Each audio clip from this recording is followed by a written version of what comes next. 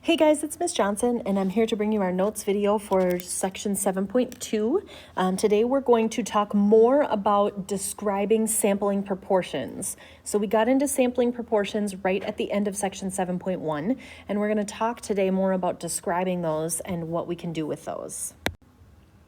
So a sampling distribution, we talked about how a sampling distribution of p hat now, so our sample proportion, meaning we're looking at a probability or a proportion, we talked about how the sampling distribution is going to look like a dot plot there. If you draw a sample of something over and over and over again, you can make a dot plot of what proportion you have of whatever you're looking at. So in this case, this is an example of drawing pennies from a bag of pennies, and how many of those pennies do you pull that are from the 2000s, okay? So they did 50 samples of size n equaling 20 and looked at the proportion of pennies that are from the 2000s in whatever bag they're pulling them from.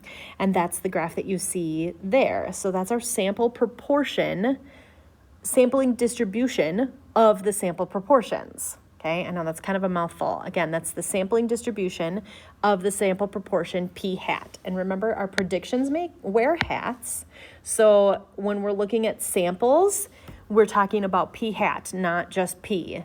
P would just be for the population, okay? It says by the end of this section, you should be able to anticipate the shape, center, and variability of distributions like this one. So we're going to get back into that describing piece where we talk about shape, center, and spread. So here's just a couple of pictures. When you look at the mean of this upper graph, you can see that your mean there is 0.1. You can also see that this graph appears to kind of be skewed to the right. When you look at the second one over, you've got a mean of 0.5. You can see that this graph appears to be somewhat normal or somewhat symmetrical. On the right-hand side, you see a mean of 0.9. And you can tell that that graph appears to be skewed to the left. Now, it makes sense if your mean is 0.1 that your graph would be skewed to the right, because your mean is going to be, pulled down towards the lower end. If your mean is 0.9, it's going to be pulled up towards the upper end. So then it makes sense that you'd have that tail going to the left. One thing to take note of is this top row is size n equals 25 for all of their samples. This bottom row is size n equals 100. Now, we talked about how when you increase the sample size, you decrease the variability. So you can see that from this graph to this graph, all that changed, so we still have a mean of 0.1. All that changed is our sample size. I had a sample size of 25, now I have a sample size of 100. And you can see that that graph, while it still doesn't look perfectly symmetrical, you can see that it's definitely more normal than the one above it, okay? When the sample size was a lot smaller, the variability was a lot greater, so you can tell that those samples are spread out. Same thing with the middle. I've got a mean of 0.5. My graph definitely looks normal on the top, but you can tell that the variability has decreased significantly at the bottom. Your range is a lot narrower, your things are a lot closer together. So increasing that sample size decreases your variability. Same thing with the end one. It looks almost normal when the one up here was definitely more spread out. Okay, so that concept is still going to be the same. When you increase your sample size, you decrease your variability. Okay, so then this just looks at each one of those graphs even more close up. So when n is small and p is close to 0, the sampling distribution of p hat is skewed to the right. So n is small and mean is close to 0, or in other words, the population proportion is close to 0, so at 0.1 there. And you can tell that that graph is very much skewed to the right. Then the next one, we're looking at this sentence here. This whole sample just kind of adds on sentences as we go. When n is small and p is close to 1, now flipping it, then the sampling proportion of p hat is skewed to the left. So here we're skewed to the left. We still have a small n, but we've got a mean that's much closer to 1. So we've got a bulk of our data up here and not as much down here, which makes our graph skew to the left. And then kind of that sweet spot in the middle is when you have We're looking at this sentence. Finally, the sampling distribution of p hat becomes more normal when p is closer to 0.5 or n is larger, or in this case, both. So you can see that your p-value is 0.5, your n is 100, and you definitely have a very clear normal distribution there. Okay. Same thing with the center. So the mean of the sampling distribution p hat is equal to the population proportion p. So that's good. This makes sense because the sample proportion is an unbiased estimator. We talked a little bit about unbiased estimators back in 7.1. But what you can be rest assured on is that the mean is an unbiased estimator. So your mean of your sampling distribution, p hat, is going to equal the population mean. Okay, p hat is going to equal the population mean because p hat is an unbiased estimator.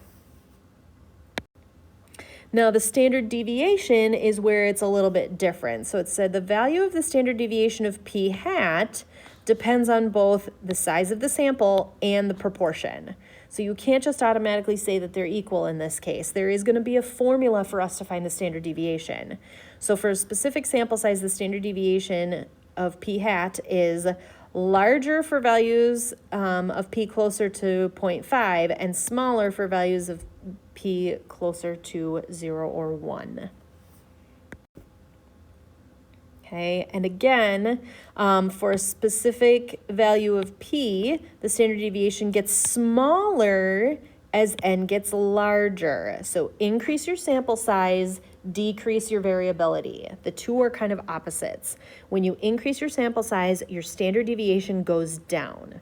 It says specifically multiplying by the sample size of 4 cuts the standard deviation in half. So what they're referring to is if you look at from this graph to this graph, up here you've got a standard deviation of 0.6, your sample size was 25. Down here, you've got a standard deviation of 0.3. So you literally took the 0.6 standard deviation and cut it in half to get the 0.3, and you've got n equaling 100. Well, if I think about that logically, what's the square root of 4? The square root of 4 is 2. So if I take 25 to 100, 25 times 4 equals 100. 4 was my multiplier, okay? And we know that when we're talking about standard deviation, we're looking at the square root of that variance. So here's me taking the square root of that multiplier, getting a value of 2, and that cut my standard deviation in half.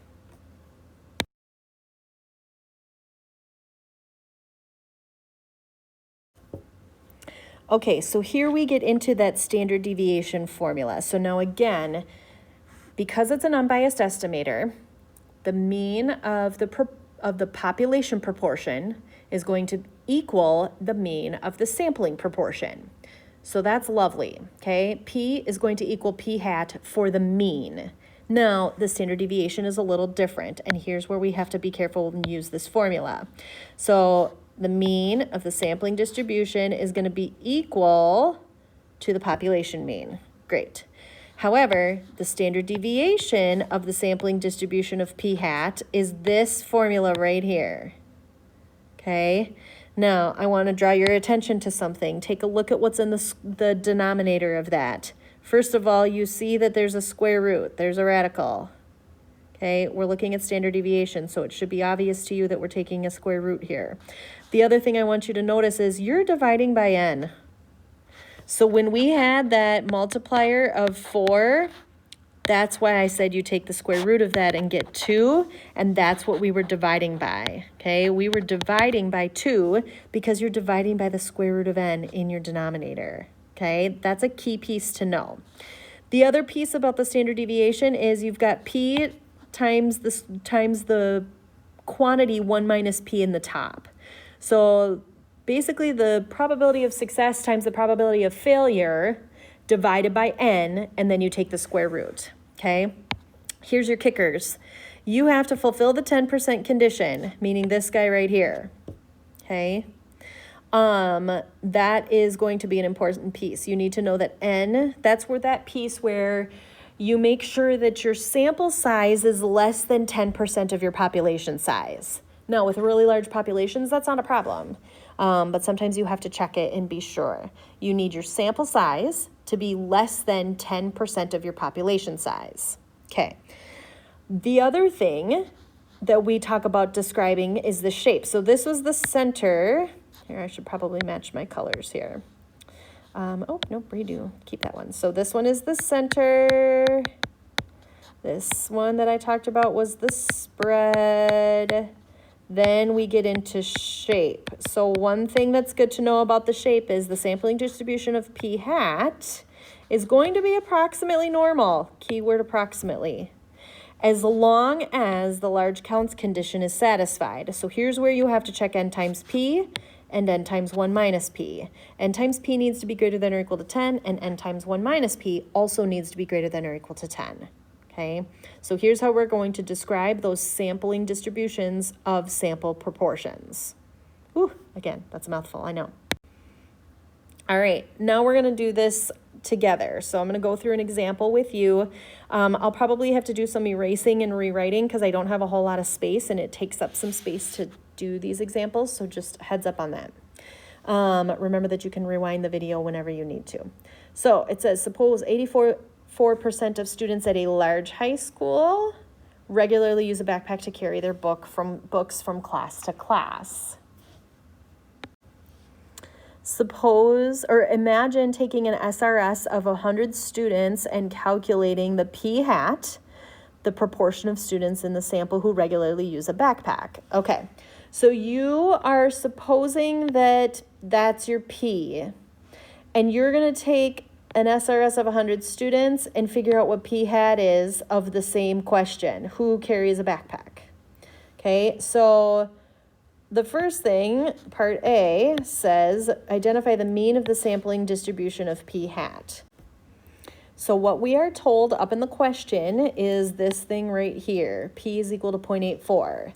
Now the nice thing here is that p is also going to equal the mean of p hat. So the mean of p hat is going to be 0.84.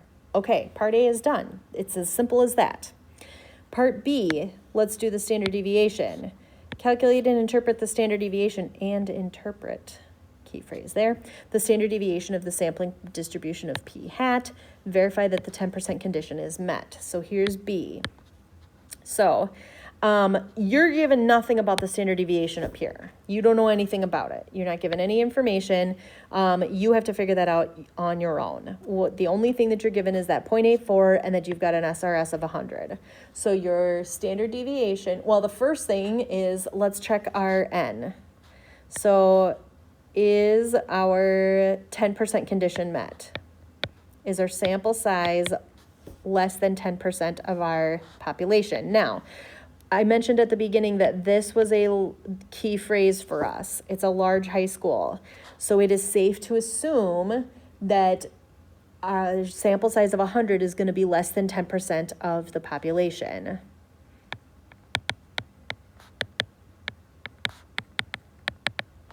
Given that this is a large high school,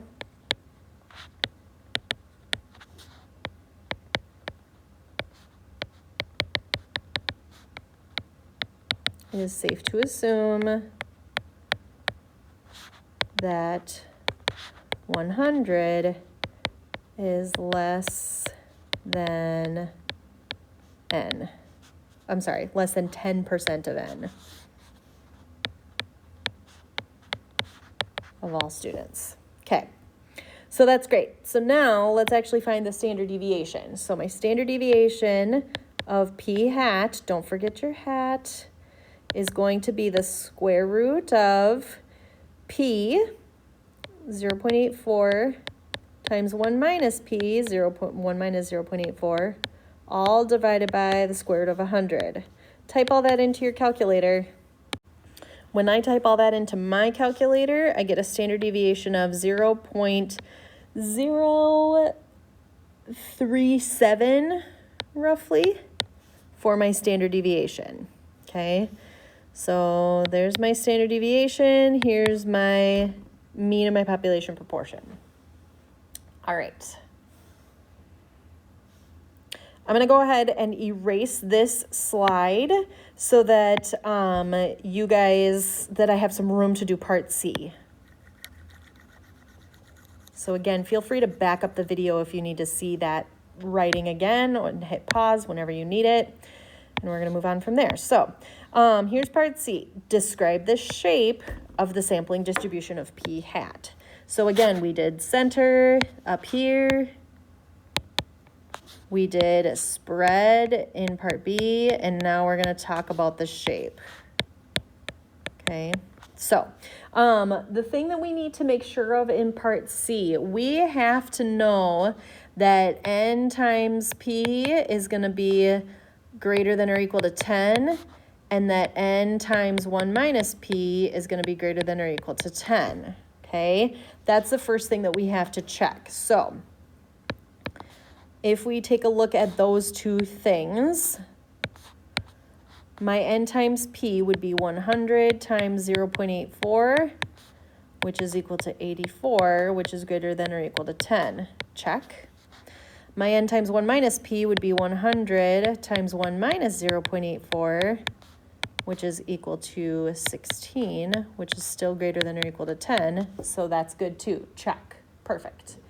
So because those two things are true, we can assume that this distribution is approximately normal.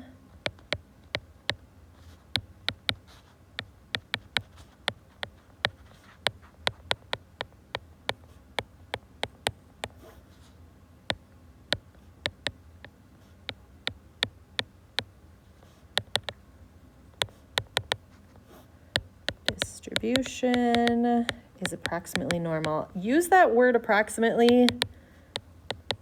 That's going to be important. You don't know that it's truly normal.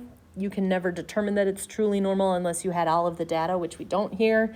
So we always use the word approximately just to make sure that we're addressing the fact that we understand that we don't know all of the data. All right, so using normal approximation for p hat. So when the sample size is large enough for n times p and n times 1 minus p to both be at least 10, also known as the large counts condition, the sampling distribution of p hat is approximately normal. Great. In that case, we can use normal distribution to estimate the probability of attaining an SRS in which p hat lies in a specified interval of values. Basically what they're saying is once you determine that the sampling proportion or sampling distribution is approximately normal, then you can use normal analysis. We can use normal CDF, we can use inverse norm, we can use all of those normal rules that we used back in chapter 2 and again in chapter 6. We used them in chapter 3. We can use all of those things to our favor, which is good. We want that. We want this to be true. So that's an important thing, okay? This is a good thing for us. Yay. Okay, so let's take a look at another example. It says a polling organization asks an SRS of 1,500 first-year college students how far away their home is. Suppose that 35% of all first-year students attend college within 50 miles of their home. Find the probability that a random sample of 1,500 students will give a result within 2 percentage points of the true value. Okay, so here we go. So here is all of the things that you have to prove and do and use for a question like this. The first thing that you need to know, let's talk about the mean. What is our sampling mean, or the mean of our sample proportion going to be? Well, in this case, the mean of our sample proportion is going to be 0.35 because we are told the population mean is 35%. Okay, so that's good. The next thing, let's talk about the spread. Let's talk about the standard deviation of the proportion. Now, one thing that we need to check is we need to talk about that 10% condition. So we can assume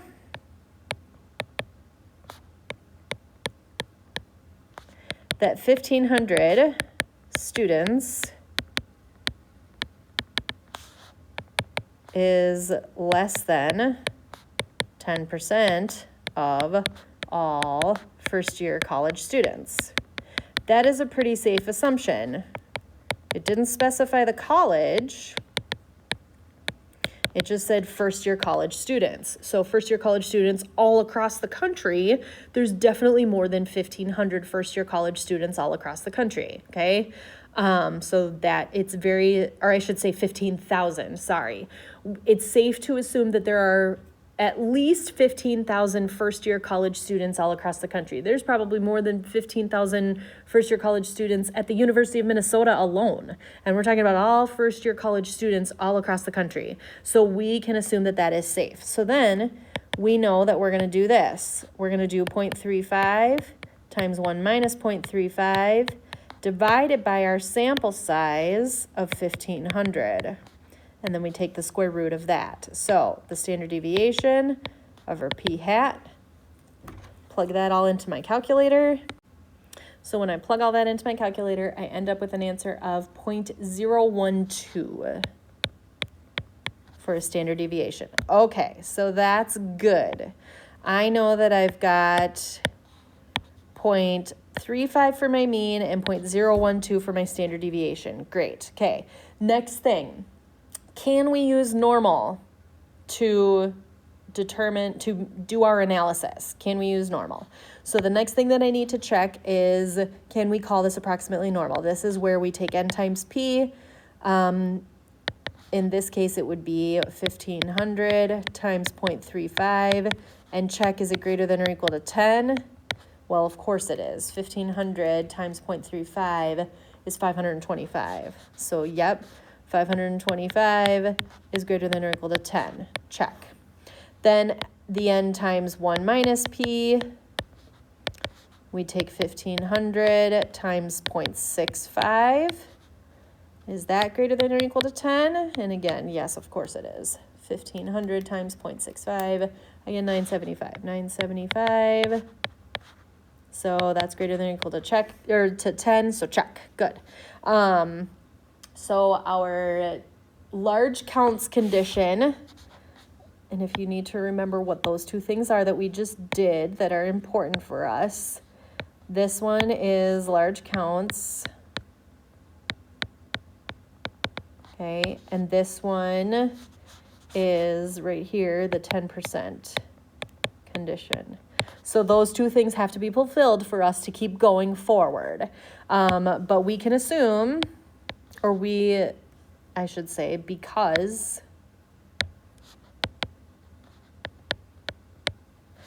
n times p is greater than or equal to 10 and n times 1 minus p is greater than or equal to 10,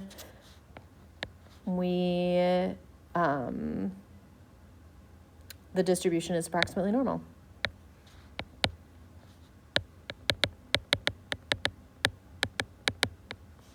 Okay, now here's the kicker. That just gets us to the point where we're allowed to use normal calculations. We haven't even actually calculated the question. The question is asking us this: find the probability that a random sample of 1,500 students will give the result within at least 2% or within 2 percentage points of the true value. So we haven't even addressed the question yet. All we've done so far is get us to the point where we know the mean, we know the standard deviation, and we've shown that it's approximately normal. So now we can go back and use normal CDF and give ourselves a probability there. So I'm going to go ahead and erase my screen here because now I need a whole bunch more room to actually answer the question here. So I'm going to erase my screen. And again, remember that you can back up the video if you need to. And I'm going to now actually go to work on the normal distribution. Okay, so let's draw ourselves a normal curve. That was not a very pretty normal curve, but that's okay. So my my mean is 0.35. And this normal curve, it's always good to label your normal curve. So this normal curve is a normal curve for p hat, which is the sample proportion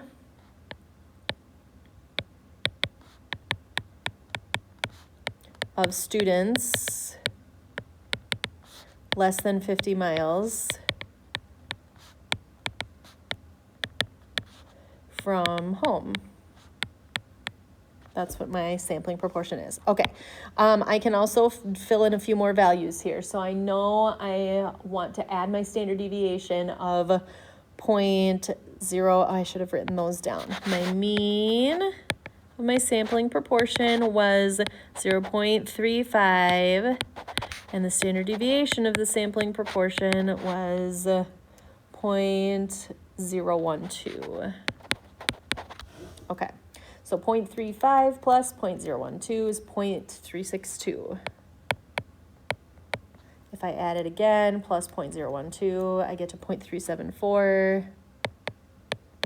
And then I'm going to go 2 in the other direction. So 0.35 minus 0.012, 0.338. And subtract 0.012 again. I get to 0.326. All right, so there is my my normal curve for my distribution. All right, so now the question is within 2 percentage points of the true value. So within 2 percentage points of the true value means that I'm looking at 0.33 to 0.37. So 0.33 is going to be somewhere in here-ish, and 0.37 is going to be somewhere in here-ish, and this shaded region is the proportion of values that I want. How many people live in that region? Or I should say, what is the proportion of people that are in that region of values? All right, so let's go to normal CDF. And label all your values. Oops, I should have started with lower, sorry. Lower. My lower bound is going to be 0.33. My upper bound is going to be 0.37.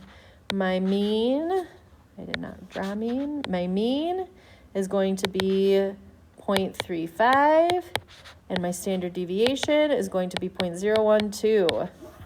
And plug it all in. Second distribution, normal CDF is your second option. Lower bound 0.33, upper bound 0.37, mean 0.35, standard deviation 0.012. And I get a proportion of 90%. So my probability is equal to 0.9. And then if I write that out, I would say something along the lines of, I'm going to try and write small here. The probability that an SRS of 1,500 students, probability that an SRS of 1,500 students has a p-hat within 2 percentage points of the mean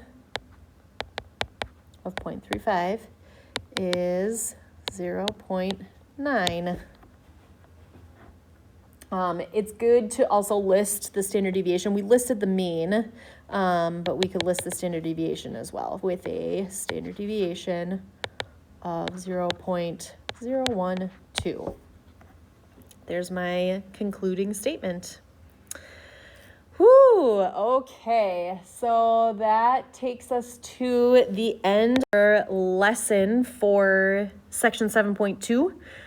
Thanks for tuning in and thanks for listening, and I will catch you next time.